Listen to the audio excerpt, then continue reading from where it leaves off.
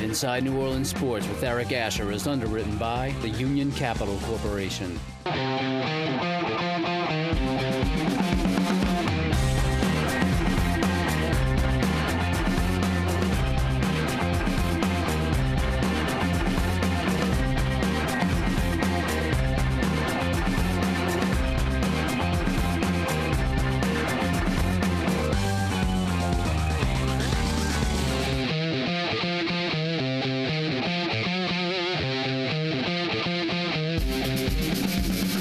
Good evening, New Orleans, and you are watching Inside New Orleans Sports. I'm your host, Eric Asher, and over the next hour, we're going to have a fantastic time looking back at the career of a New Orleans icon. Legendary sports writer Pete Finney joins us on the program, and got to tell you, folks, since we were putting this show together, I can't tell you how excited I was to have the opportunity to be able to sit next to this gentleman who has seen so much in New Orleans sports.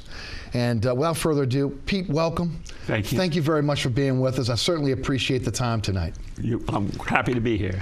Pete, let's get started. And I guess first thing is, talk a little bit about your career and your background. How did you get involved in sports writing? Well, I was on the high school newspaper at Jesuit, the Blue Jay they called it, and enjoyed writing right from the start. And it just so happened I got a job almost right away. I got out of Jesuit in 1945, and my dad knew someone who told him that the States was looking for someone, and I went to see the fella, and I had a job. And they gave you the job. I mean, it was just there, you know, and I was very, very fortunate. As soon as I got out of Jesuit, I went right into the job on the state side. Right, it was the state side of State side at the time. Right. Correct. Now, you also were, right after that, went into Loyola as well. So you were working at the state side at the same time you were going to college. Correct. And talk about your time at Loyola. Well, then I was at the Picayune, the state side until I went to the Picayune, right? Until it became the Picayune, and I went from covering high school ball to LSU. Mm-hmm.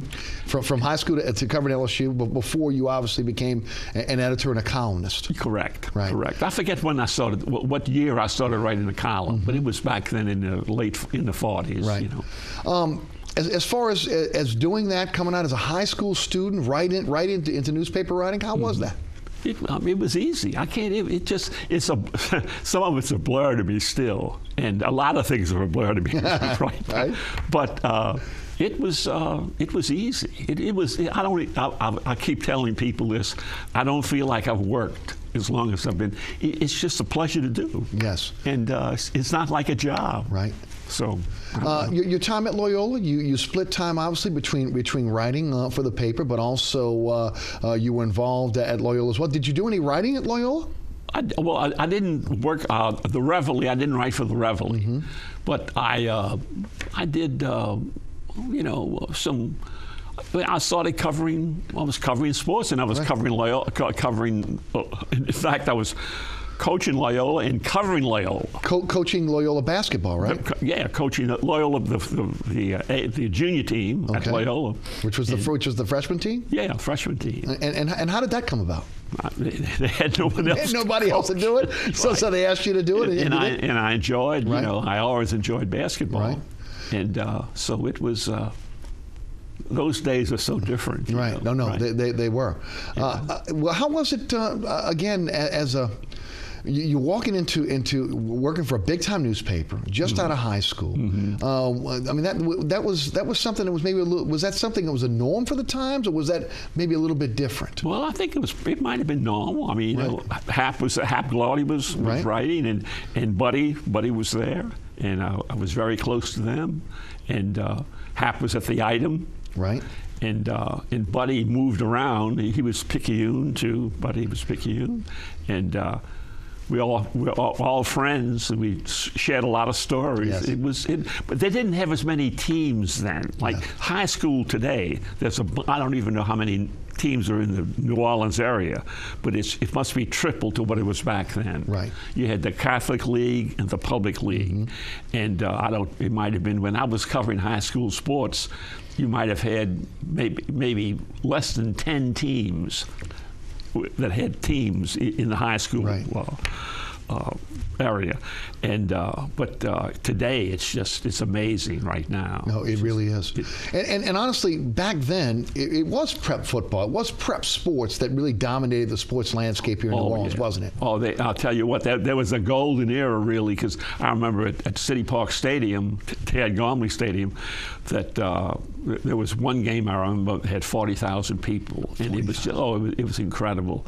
I think it might have been a Holy Cross Jesuit game. I forget what year it was, but it was amazing the crowds they pulled. For track meets, they used to have the senior prep track meet would get 10,000, sometimes 15,000 at City Park Stadium.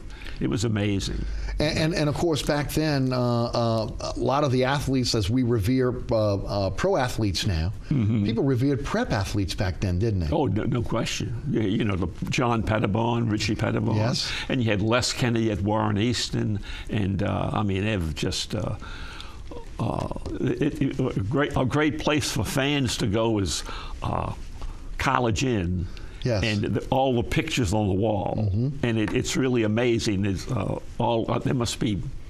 might have 100 pictures on the wall at College Inn, and every play has a story, and that was really a golden age. And it expanded, and now it's alive. Yes. I mean, sports in New Orleans it's great. It's amazing, isn't it? It really is. Especially post-Katrina. Right. And again, I truly believe that sports here in New Orleans, post-Katrina, is one of the driving forces to us coming back. No question. No question. And a lot of people doubted that after Katrina. They doubted that this city would be able to support major league franchises, right? And that sports could really be part of the fabric of the community again. Right. But really, it's come back stronger than ever. No question. No question. I remember I was at the first Saints game, and when was it, '67, and. At Tulane Stadium, and it was that first game was just amazing, and when they introduced Jimmy Taylor and before the first kickoff,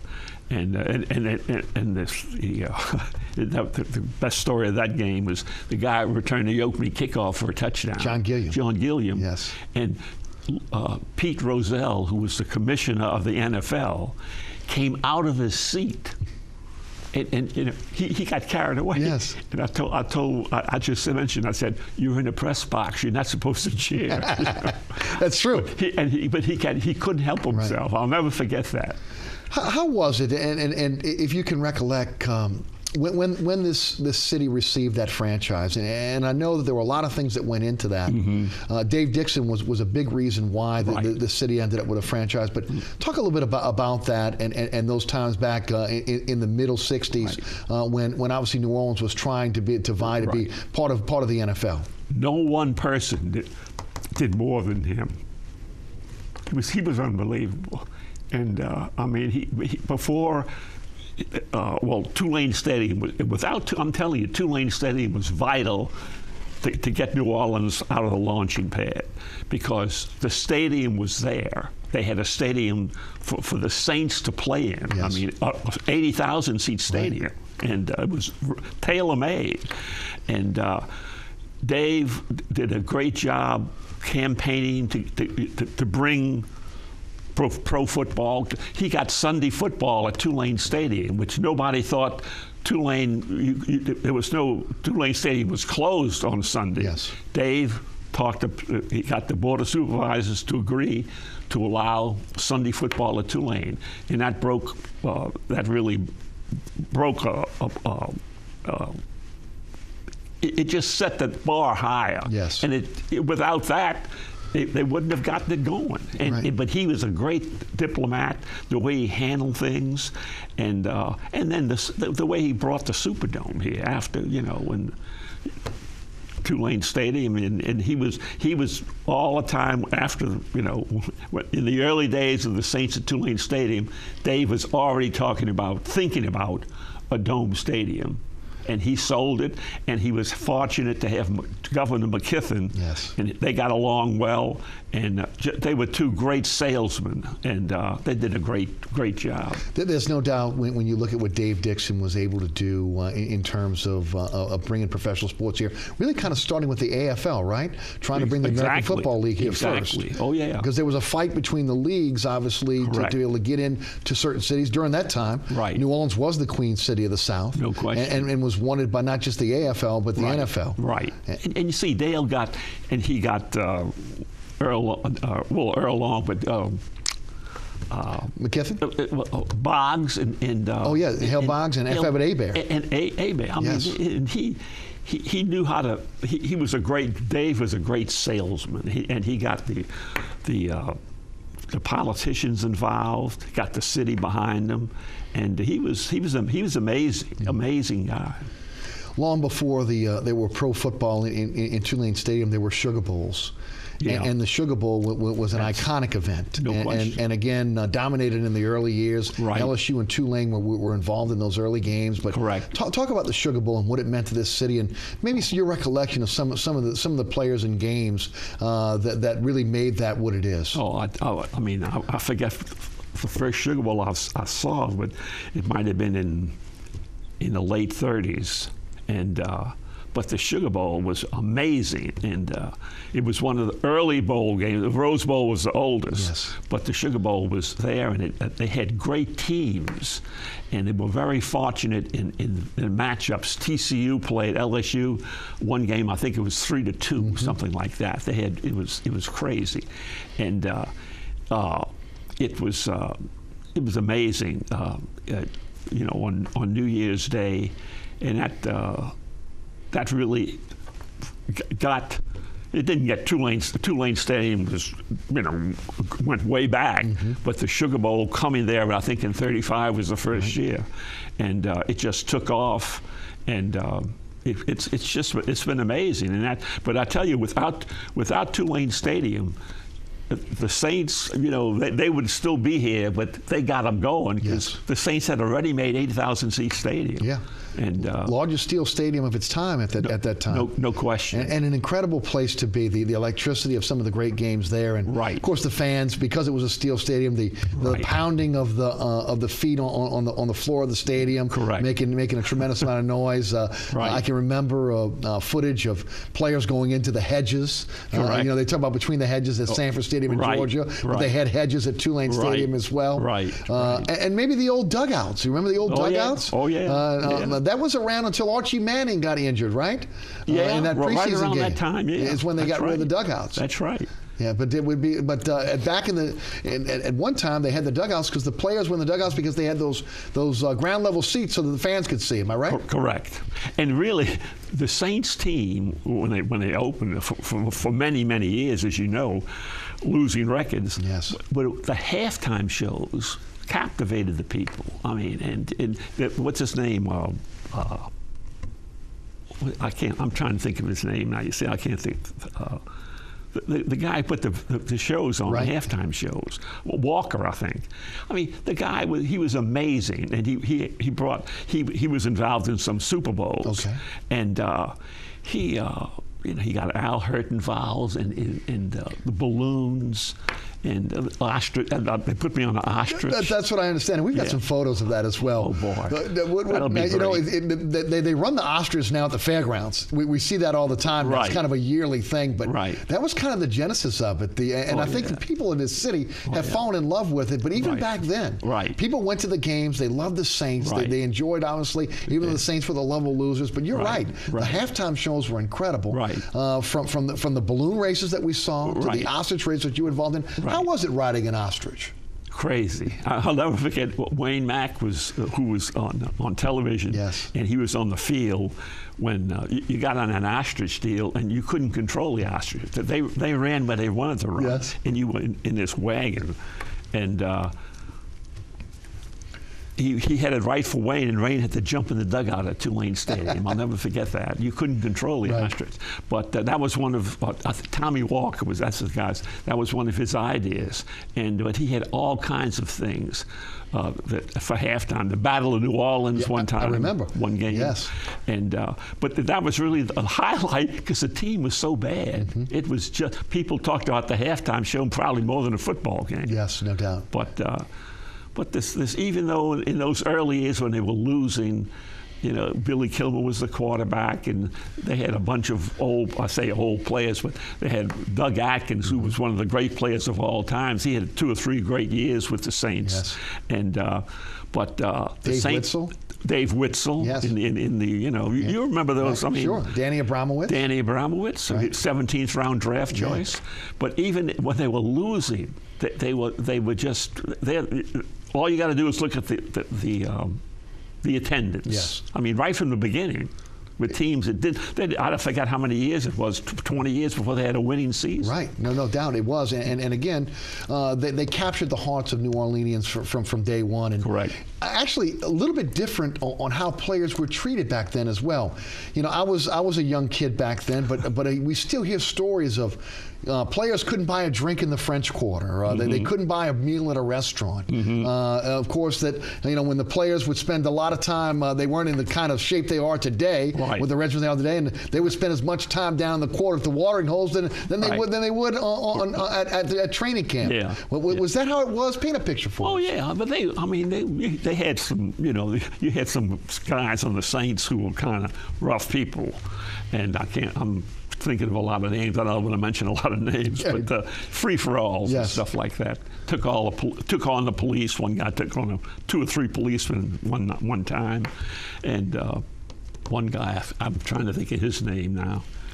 Shot his had a revolver and shot through the ceiling had a bar room on Bourbon Street, and. That went on, but it was part of the scene. Yes, but nothing violent, right. But they were beloved, weren't they? Oh, I mean, they were superstars walking around really, this town. Unbelievable. I mean, NFL was in town. Yes, and it was just took off. No doubt. Took off. Of course, as this thing moved forward with the Saints, the Saints get their first-round pick back in 1971. It was Archie Manning, coming from Ole Miss. Right. A lot was expected of Archie Manning when he came here, and of course, he never had an opportunity to have a winning season. And boy, I can remember as a kid, he was an icon of mine. Right. Okay, but getting beat up constantly. Right. At Ole Miss, he was probably as good a college quarterback as you ever had. Running the ball as well as passing it, and it was his it wasn't a misfortune to come to New Orleans, but as far as winning games, he came to a losing franchise, but he caught on, had some good seasons, had some good games, not good seasons but good games, and Archie was a great guy to cover because he would throw interceptions, and he'd always answer your questions.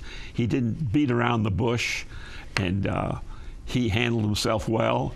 And the way he raised his son is a story that people are living through now. There's no doubt about it. It's amazing. It really is. And again, I think a lot of people almost take it for granted that they are the first family of football, but yet they have New Orleans roots. I mean, those kids grew up in this city. No question. They deal with the same thing we've dealt with on a daily, day in, out basis living here. And, and of course, now they've gone on to NFL greatness, both of them. I mean, you got 2 sons who won Super Bowl. Yeah, I mean, it's amazing. It is.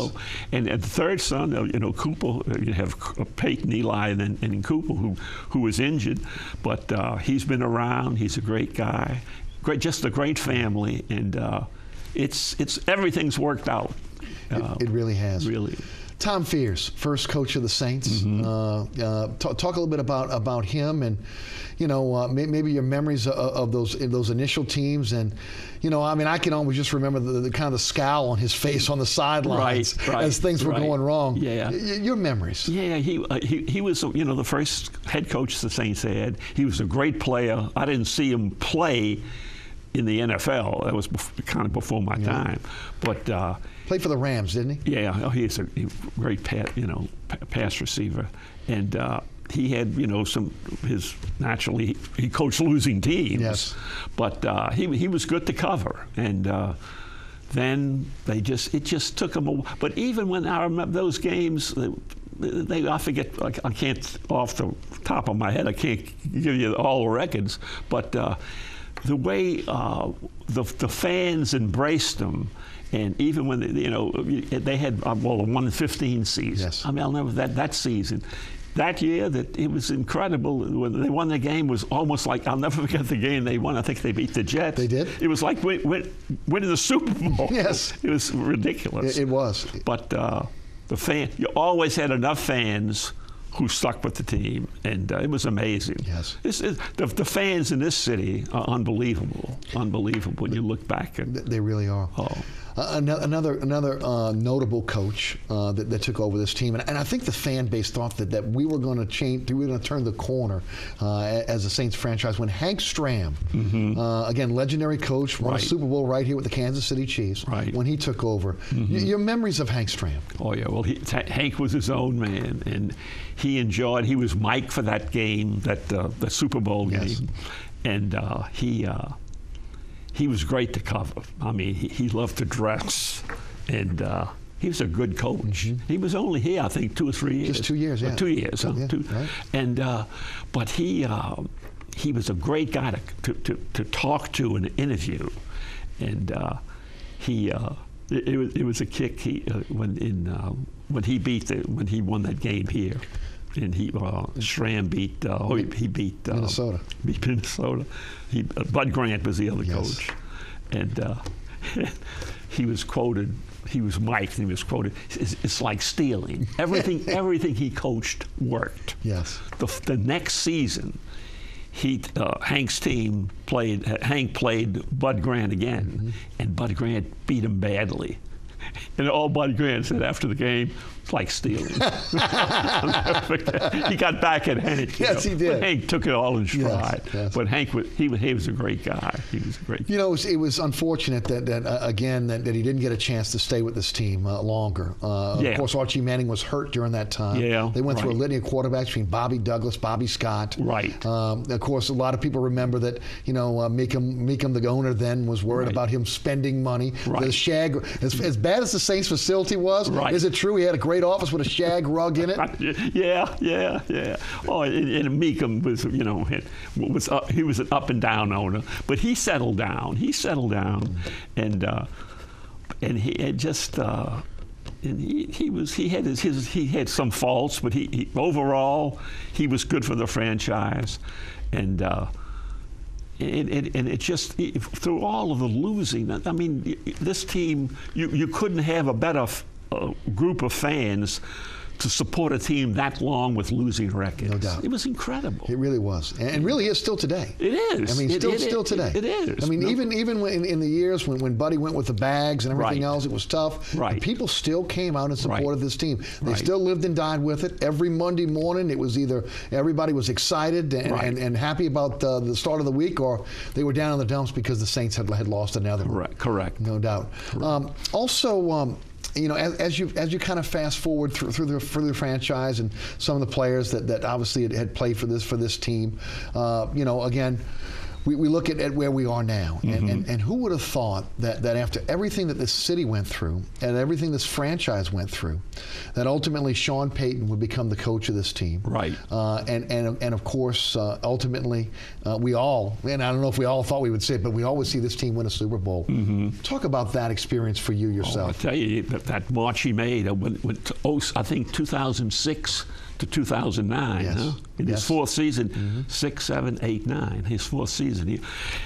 But when he came, he was very. You could see he was organized, and he had a lot of cheerleader in him, but he was a serious cheerleader, and he really connected naturally. He connected with the players, yes. And he knew talent, and he hired some good people around him, and. But just the progress he made from 06 to 09, and you could see the difference this year when he had, after being suspended for a whole season, how they missed him when he was suspended. Absolutely. And no, he's one of the top coaches in the league, isn't it? Well, there's no question about that. And he's kept the team on a steady course, and he's always looking ahead. And he's good. Yeah, he's a heck of a coach. He's good. He's got a good quarterback. He and the quarterback are kindred spirits. Yes, that's it. And which helps. And the defense this year has done a wonderful job. So, but it's they're rolling right now. Yeah, they really are. Yeah. I go back in my mind's eye and I remember the threat of the Saints leaving New Orleans, heading to Jacksonville, and I remember John Meekum and Bum Phillips getting out of the helicopter at the old Gator Bowl.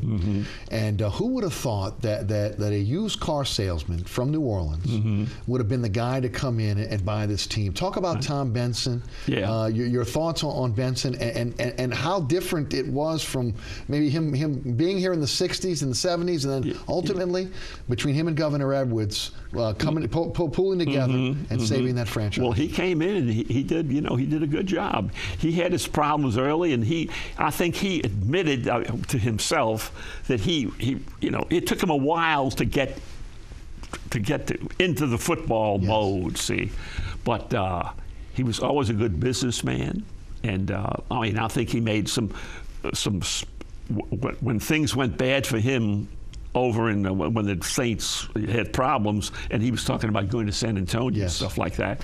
And I think when he looks back on it, he knows he said some things he shouldn't have said. Yes. And but Tom settled down, and right now he's just.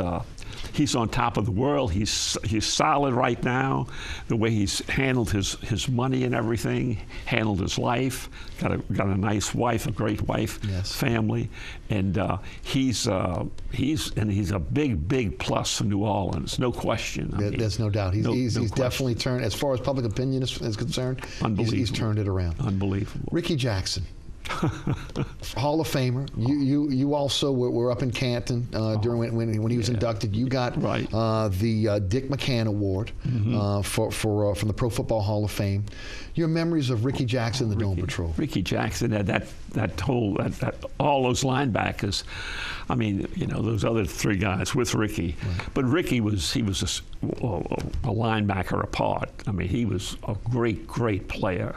And you talk about, a team that you really went to see the defense play. And Ricky handled himself well. And he was Sunday after Sunday after Sunday. He got hurt. And he was an amazing player, an amazing player. No doubt. Before we go to break, I'd like to step back for one more moment and your thoughts on the day Archie Manning was traded. That was a huge day here in New Orleans. He was beloved in this city. Right. There was a little bit of controversy between him and Snake Stabler on whether Bum Phillips had some history with Stabler back then. Right. Your recollection of that day and what Manning had meant to the franchise. And you know what struck me about that, Pete, was even in knowing that he was leaving his family, moving on to Houston, which again was in worse shape than the Saints were back then. Right. He was such a class individual through it all. Right. That's the word for him. You said it, class. He had more downs than ups, because his high school career, and that college career at Ole Miss was all positive. Yes. He came here, even though he had some great games, he was with a losing team, but he never handled himself badly. He was always there for, I'm talking from a journalist standpoint, he was there for you, no excuses, he took blame, and he's just a good guy. And you could see the family he raised. He's a great story.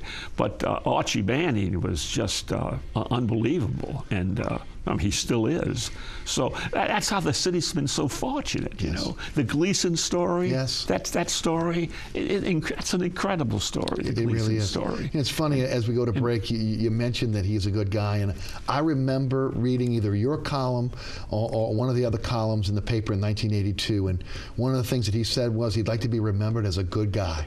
Oh, sure. And he has been. And sure. Oh, and you could see it in his kids. But it's the city's been blessed. Yes, and very blessed to have this gentleman here.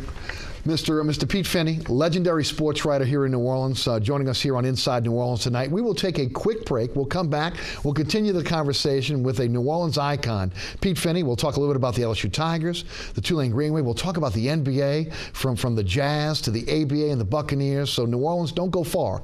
You're watching Inside New Orleans Sports. I'm your host, Eric Asher. Stay tuned.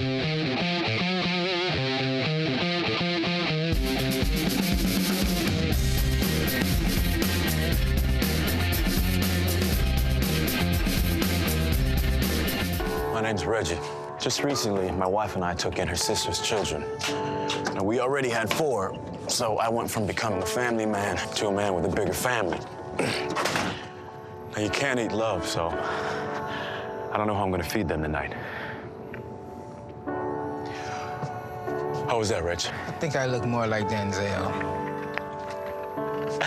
That's cold, man. Play a role in ending hunger. Visit feedingamerica.org/hunger and find your local food bank. Packers. Viking. Packers. Viking. Viking. Red state, blue state, vegan. Carnivore. We come from different places. Uptown.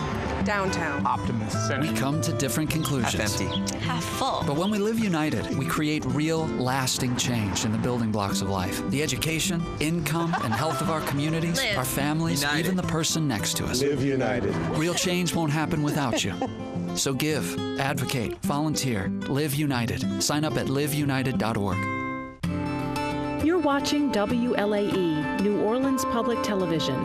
Find us on Cox Channel 14, Charter Channel 11 and 711, AT&T Channel 32 and 1032, Dish TV, DirecTV, and over-the-air broadcast on Channel 32.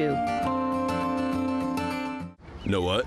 What? Since I got adopted, I've learned a lot about these humans. I know. I mean, check out these two. It's Flirt City over here. Yeah, I noticed that. It looks like my human is definitely into your human. Oh, look. I think she's getting his number. Nice. Your human's got some sweet moves. Takes after his dog. Oh, look, they're doing that thing where they put their arms around each other. She kicked up a leg. It's like in the movies. That's awesome. Looks like we're going to be hanging out a little bit more. Hi, we're Ola High, and you're watching WLAE TV.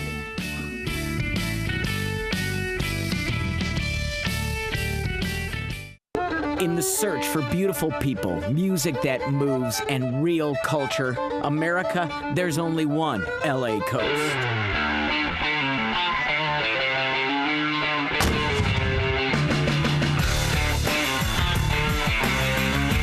Go Coast, Louisiana delivers the treasures of the Gulf fresh to you. I think we need a bigger boat. Sundays at 8:30 p.m. on LAE. Welcome back. You're watching Inside New Orleans Sports. My name is Eric Asher. Thanks so much for being with us this evening. It is absolutely my pleasure to have a New Orleans icon with us, Pete Finney, legendary sports writer. Pete, once again, thanks for being with us. Certainly appreciate your time this evening.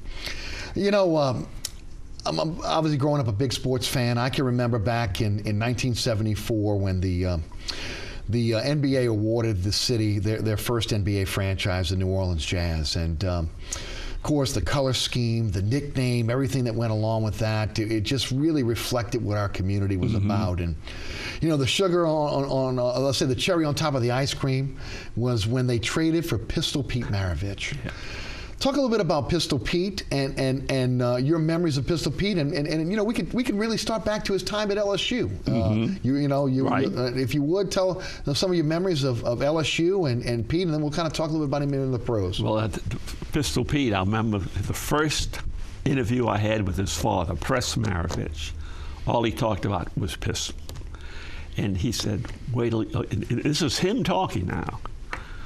"Wait till you see my son. You've never seen anything like him." And he went on and on. And I said, I'm saying to myself, I said, man, this guy, I mean, he's putting pressure on his kid. I said, his kid can't be that good, you know. And, well, then you saw Pistol. And then when you look at, if you look at film of Pistol Pete, I mean, from the time I'm sure when he was early in high school, throughout his college career, it stands up with anything as far as ball handling. You know, he didn't. There again, didn't win championships. Yes. But as far as a complete, I say complete showman, there was never been anything like him. His film hangs up today with the guys who are playing the game today. He was with them. I mean, yes. what he could do with the basketball was unbelievable. No, I would agree. I mean, really kind of set the stage for a lot of the things we're seeing today that he was doing back in the 60s. No question. And that's how far, there's New Orleans, how far you bring up this name, the Pistol Pete, Archie Manning Pistol. Right. So lucky. Yeah, oh no, there's no doubt about it. Right. Not just as great ball players, but great individuals as well.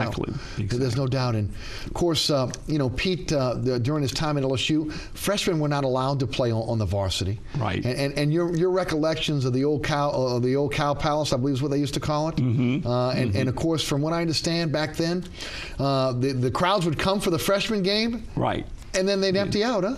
Oh yeah, oh definitely. There's no question about that. I remember I went to some of those games when they went to see the freshman team. I mean, to see Pete play, but Pete was just from the get-go. He was an amazing player. A little crazy. He was a crazy interview. He believed in the people, guys coming from the moon and everything. Yes, he did. But he was a piece of work, but he was a great showman on the basketball court. Really, really good. And really gave that franchise, even though again an opportunity to really take roots in a city that honestly had loved the Saints. Exactly, because it's still a football town. Yes. You can't say New Orleans is a basketball town, but Pete contributed to it becoming pretty much of a good basketball town. There's no question, because of the way he played the game and everything.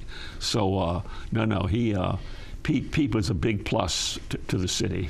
There's an old story that's told over and over again about the day that we had one of our regular, I guess, our floods back then, and we had a big rainfall, and the Jazz were taking on the Los Angeles Lakers at the Superdome. And if I remember correctly, Pete had to be actually had to get in a pirogue in his subdivision and actually floated out.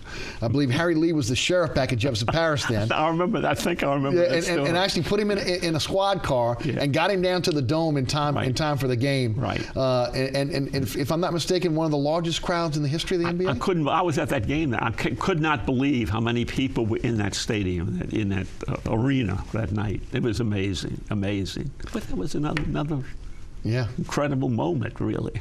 Also, Pete, I believe it was, if I'm not mistaken, 63 points against the New York Knicks. Is that right? Something right up in there. Like it was that. over 60. Right. And of course, I can remember as clear as day the footage or the pictures in the Picayune that time of Pete going baseline and Walt Frazier kind of amazed where he got turned completely around. But just an amazing showman, but an amazing player during that time. Well, he drove Walt Frazier crazy. I mean, it's just trying to, you talk. It was great talking to players after they played against Pete, players who had to guard him and trying to find out where the ball was. He was amazing. You got good quotes from players who played against Pete. Did they have a tremendous amount of respect for Pete? Oh yeah. Oh, you had to. Oh yeah. What a coup for that franchise to get him from the Atlanta Hawks, huh? Yeah. I mean, I know. Who would have? I mean, really. Who would have thought it would? But it really kind of put that team on the map. I don't know if they could have gotten the attendance and the love if they wouldn't have had Pete on that team. I know what you mean. I remember that. Yeah, I remember that. Oh, Pete was an asset. Yes. Oh, he was an asset. No question. And then of course, some really tough moves that were made by this team. Of course, they were probably at their best the year that Pete's last year, and of course when he hurt his knee, they were on their way to a playoff run. Yeah, and he got hurt. Yeah, and he got hurt against the Buffalo Braves. Right. If I'm not mistaken. Right. Throwing the pass between his legs at a half court, and of course injured there. Yeah. But and of course that kind of changed the fortunes for this team as well. But Pete, would you agree with me? This team, the games were well attended. It wasn't that there was apathy with the fan base during his time here. Oh no! I mean, Pete was a drawing card. I mean, he was. Oh boy. He was something else, and when he passed away, they found out what kind of a heart he had and everything. That was an amazing story. It really is. That what he overcame, you would never think, because he was, a dynamo competitor, and but that he was able to last that long and without, say, dying earlier. Yes. And he was something else. Something else. That franchise trying to put itself on the map, trying to get into the playoffs, made some moves. Louis Chaffel was the general manager. Yeah. Barry Mendelson, I believe, was the team president during that time. And they reached out to the Los Angeles Lakers, and they picked up a guy named Gail Goodrich. Yeah. And everybody was excited about Goodrich and Maravich in the same backcourt. Your memories of that? Oh, yeah. I remember when Gail Goodrich, they gave a lot of... 2 number 1 picks. Yeah. And one of those picks was Magic Johnson. Magic Johnson. And which was... Imagine if Pete and Magic would have been in the same backcourt. I know. Yeah. That team would have went nowhere. No, you're right. Just so, when you think back, I know, going to football for a second, that LSU tried to get him, John David Crow. Yes. If they had been able to sign him, he would have been on an LSU team in the same backfield with Jimmy Taylor and Billy Cannon and John David Crow. Amazing. It could have happened. Yes. See, but when you think of the athletes that have come through, right. And man, I'm telling you. You bring back things that I forget a lot.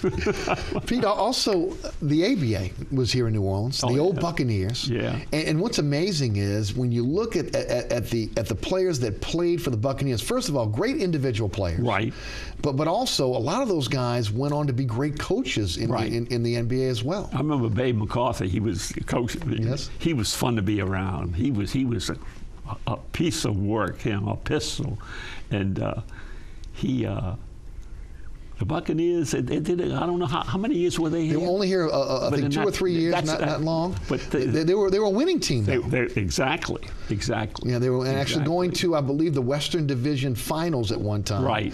And they lost there. And ultimately, of course, I believe they ended up moving, if I'm not mistaken, maybe to Memphis. I think so. Yeah, I think they moved to Memphis. Yeah. Of course, the ABA was so in flux back then. Oh yeah, right. Right. But I'll tell you what, the Buccaneers, they had a good following. They did. And some really great players. I mean, Doug Moe was a great player. Right. They had quite a few players that people would really recognize more as coaches than players because of obviously the time. Right. No doubt. And then who would have thought to come full circle at a time when a lot of people didn't believe that this city once again could support 2 franchises, especially the bad taste that maybe a lot of people had for the Jazz. But Charlotte is looking to relocate, and lo and behold, we end up with the Hornets. And of course, people excited about basketball being back, and Baron Davis turns into Chris Paul, and of course we're back in it again, and of course that turns into local ownership once again with Tom Benson and now the Pelicans. Right. So we've kind of come full circle. You're right. I mean, everything seems eventually falls into place. We've been fortunate. No, we have. And now, again, when you look at the young team that the Pelicans have put together, it looks as though, and I guess, Pete, we'll find out, but it looks like they might have a pretty decent season this year. I like that coach. I think he handles them well. Oh, yeah. I think he's done a good job. And, it'll take a while to get him moving again, but, I mean, he's done a good job. Yes. So. And they've really overhauled that roster this season and expect them to be a contender in the Western Division. Right. So, which, again, all you got to do, and for basketball, would you agree, all you have to really do is win here. If you don't have an icon or a player like a Pistol Pete, if you win, people will come out and support. No question. So we'll see. You mentioned John David Crow. You mentioned Billy Cannon. You mentioned LSU. Let's talk about LSU football. And of course, you were there for Billy Cannon's run. Talk a little bit about your memories of LSU football, going back to obviously to some of the glory years. Paul Dietzel's when you covered LSU. Talk about that. Well, he made a great change in LSU football when he came in, because I think it was in his maybe 4th year or they won a national championship, and I'll never forget they won in '58. They were unbeaten, untied in '58. In '57, they were, I think, 5-4 or something. If he said it, and I think he's right, had he not beaten Tulane in the last game, he'd have been fired and would not have been around for the '58 year, because that was a complete turnaround in '58. And that was a magic season. Everything went right. In '59, they had a better team in '59. But one pass, Warren Rabb threw an interception. It was against Tennessee. They should have beaten Tennessee. Easily should have beaten Tennessee. Threw an interception, turned the game around, and lost that one game, and with a better team. And then that 3 years later, I think Dietzel was gone. Yes. To Army. Yes. After saying that he would never leave LSU. And he made a terrible mistake, and he admitted it, that he should have never said what he said, and he left with a lot of more or less enemies in Baton Rouge. But he wound up living in Baton Rouge. He liked the city, and I think he came back as an athletic director for a while. Oh yeah. And listen, he deserved a lot of credit because he got that the fundraising deal going. TF, great salesman. And Dietzel was a big plus. A big plus.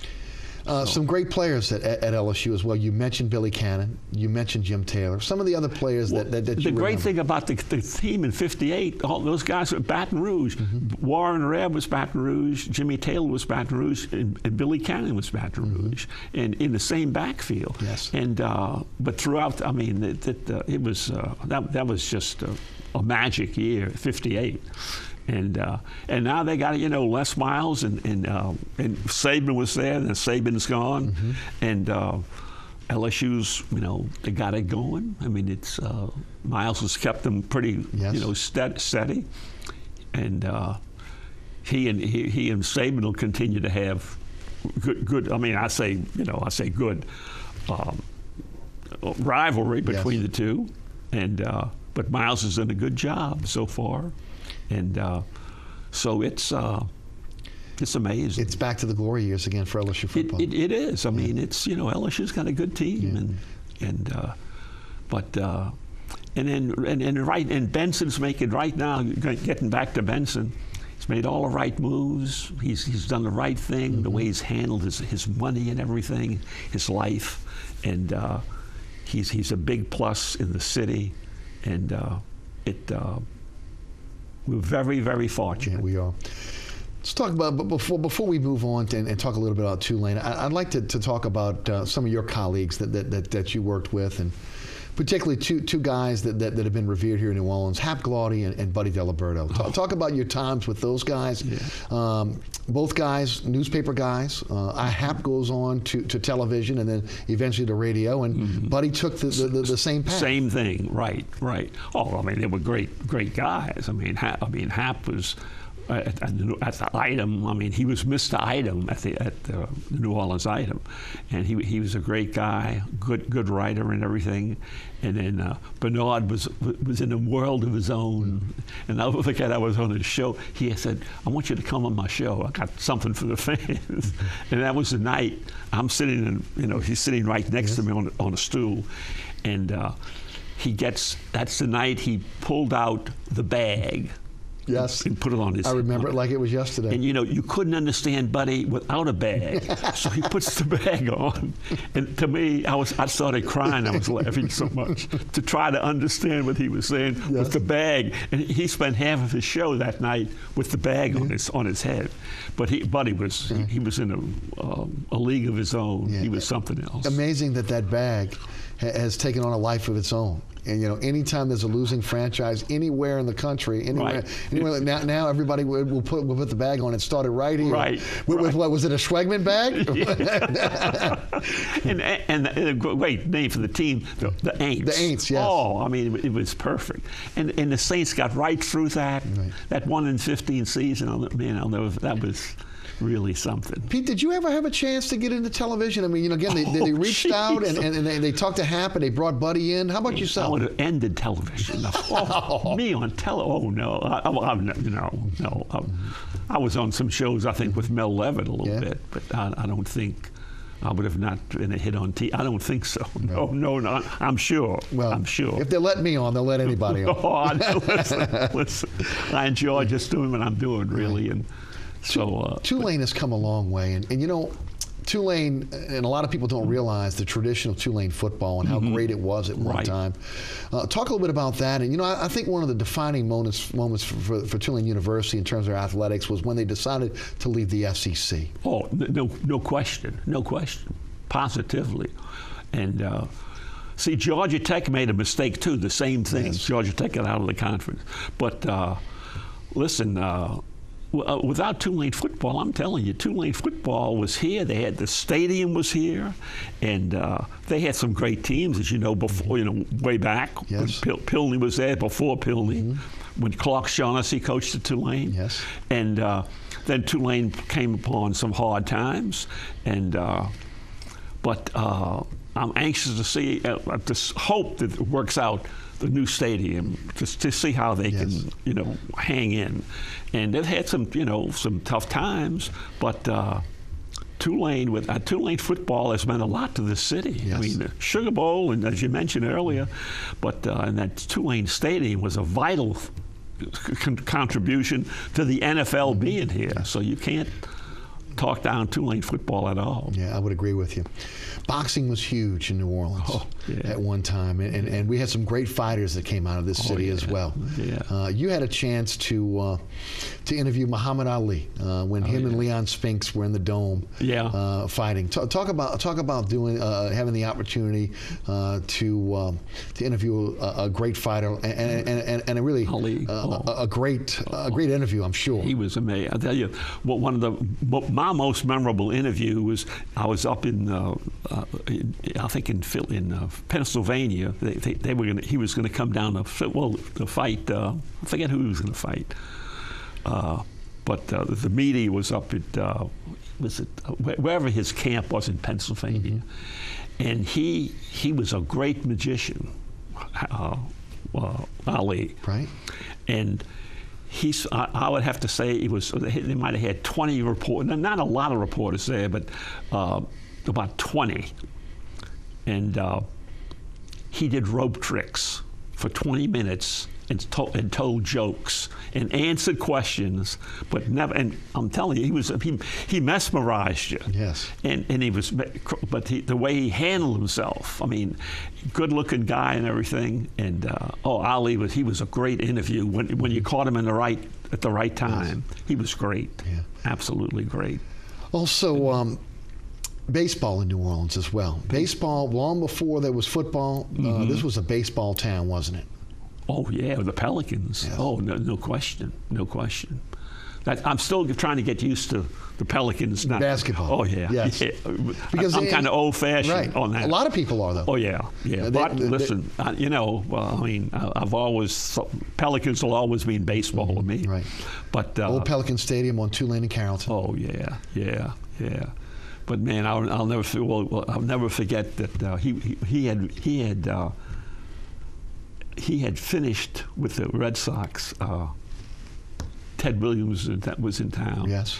And he was at Kirsch-Rooney Park, and he had a dark blue suit on, and he had French cuffs, and people were there, and they wanted him to hit the ball.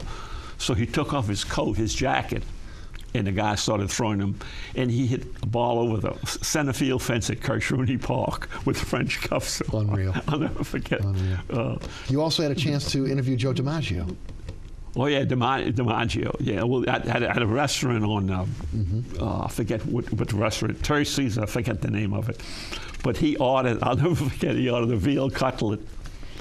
And I know one thing about DiMaggio, he loved ketchup. The veal cutlet disappeared. He unloaded practically a whole bottle of ketchup onto the veal cutlet. But then he gets up and he's holding a knife in his hand and swinging the knife as it is a bat. And telling me this is what you do with this, and he was talking about how you become a good hitter and everything. Yes. But he was amazing at that moment, and just. And really kind of dominated the sports scene, baseball during that time, didn't it? Oh yeah. Here in New Orleans. Oh yeah. Definitely did. Yeah. The Dick McCann Award, we mentioned it earlier. Got it from the Pro Football Hall of Fame. What did that mean to you? And I was there for that speech, by the way. I think you started off with, did you mention that you covered Red Grange, I believe, did you say? Oh, I think I mentioned some guy who played in 1920. Yes, of course, we knew you didn't. Yeah. The guy who played for the way back. For the Canton Bulldogs, right? The Bulldogs, yes. Yeah. Jim Thorpe. Jim Thorpe. Yes, it was Jim Thorpe. Right. That's right. No. And I said I was. I think I said I was. I saw him play, which was ridiculous. Right. Right. But what did that mean to you? I mean, that was very nice. I mean, a big honor, very big honor. But it's like I say, I just, I write columns and stuff, and I don't feel like I've been working all these years. I just enjoy it, and it's, You've seen so many sporting events. Greatest sporting event you think you've ever covered? Can you well, I think that? With one game will always stick out is that Halloween night game, because that game ended on the 1 yard line. I mean, after he returns that punt, whatever it was, Billy Cannon, right? Billy Cannon against Ole Miss that Halloween night. Yes, they were on Ole Miss is on the 1 yard line at the end of the game, and they kept him out of the end zone. So I think that game sticks out. But then the other LSU games were just amazing. Hodgson had a great game, I think, against Auburn one night. I'll never forget. The earthquake game. That's when they say, I was there, that was an amazing situation. But there have been moments, LSU moments that really, really something. And going back to Tulane, when Tulane beat LSU, I think it was 14-0 when they beat them. I'm trying to think. Right, in Tulane Stadium. Who was the quarterback? It was... was it Miley? Rooney? I should know the guy. I can't think of his name. But LSU beat them. I mean, Tulane beat LSU 14-0. Right. And it was one of the biggest wins for Charlie McClendon, at that time. Yes. And, boy... No, Tulane had some good teams. Pilney had some good moments at Tulane, but Tulane football has meant a lot to this city. Yes, no doubt. Any sporting event or anything that you have never covered that you wish you would have covered? I can't say. One of my favorite events over the years has been the Masters golf tournament in Augusta. I've been several. I mean, maybe 15 of those. But I mean, that's a great event as far as I'm concerned. And in the Final Fours. Yes. Oh, I mean, the Final Fours. We've been so blessed with those. Oh. Boy, we've been lucky. Some of the Final Fours. Michael Jordan with the last second shot. That's a perfect example. Right. I mean, Weber with the timeout. I mean, you couldn't have asked for anything better than that. We've been really lucky. No, we have. Lucky. We have been blessed as a sports town. And I just hope it works out that they get the Super Bowl that Tom Benson has really campaigned for. Yes. And in 2018? Right, 2018. 300th anniversary. 300th anniversary.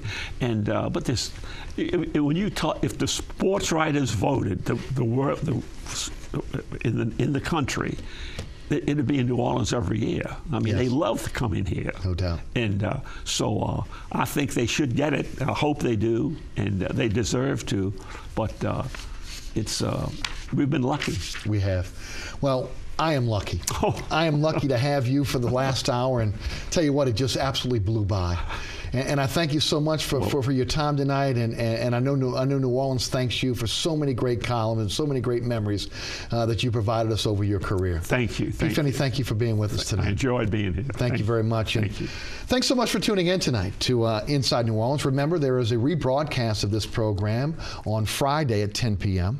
Right here on WLAE. You can also catch me on the radio on 990 AM WGSO, weekdays 11 a.m. until 1 p.m. You can follow me on Twitter at Eric_Asher, and also again you can also check out the podcast at ericasher.com as well. Special thanks again to our guest Pete Finney, also to the WLAE production staff, Ron Yeager, Jim Dotson, my producer William Hill, and of course New Orleans. Thanks so much for watching. We'll see you right back here again next week on Thursday at 6 p.m. for Inside New Orleans Sports. Good evening.